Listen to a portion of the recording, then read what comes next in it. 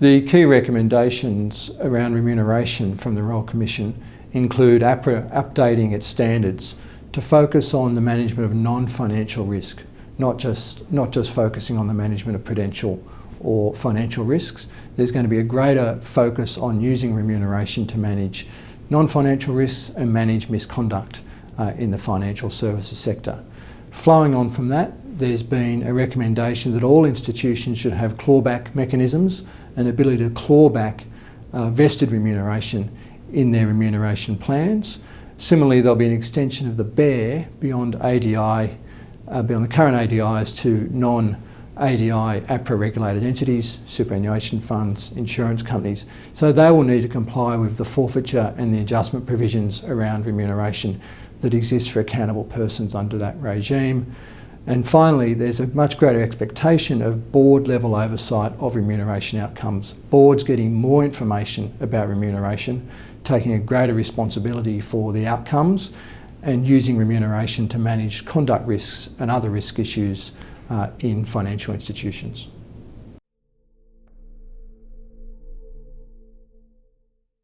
There are some challenges for companies coming out of these recommendations. The first one is a focus on limiting financial metrics in terms of remuneration outcomes and focusing more on non-financial metrics. There's a real tension there between shareholder expectations, shareholder returns, and that's further complicated by the two strikes rule we have at the moment. The Commissioner considered that. He said that was for someone else to worry about. It wasn't his problem. Didn't give any answers on how companies should look to implement these recommendations and still keep their shareholders happy at the same time. The second challenging aspect is the introduction of clawback mechanisms.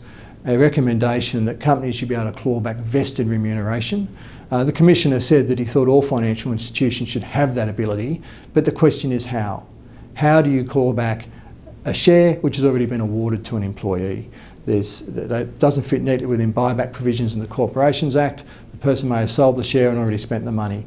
So there's some real practical challenges there for companies as to how it implements those mechanisms to meet the Commissioner's recommendations.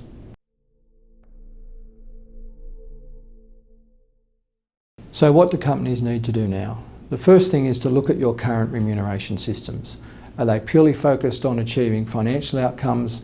Do they give you the levers you need to manage misconduct and try to manage risk in your organisation? Because that's where this is heading. APRA is going to publish a new standard by 2020 that financial services institutions will need to comply with in line with the Commissioner's recommendations. Clawback.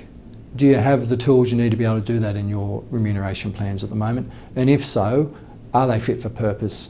And how are you going to go about trying to claw back vested remuneration awarded to employees, and in what circumstances? Should it just be fraud, misconduct? What should be the triggers for a clawback event? These are all issues that need to be considered to align to the recommendations made by the Commissioner.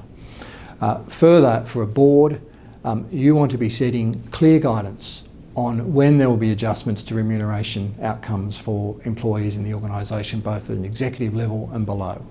There needs to be a clear identification of what is unacceptable conduct and how that will be dealt with through remuneration, which is just one of the levers to deal with misconduct, but certainly one that is taking on a new focus. If I'm a director, I want to be getting further information from management about risk in the organisation and reward and how remuneration works. You need to develop a database of outcomes to ensure there's consistent outcomes being applied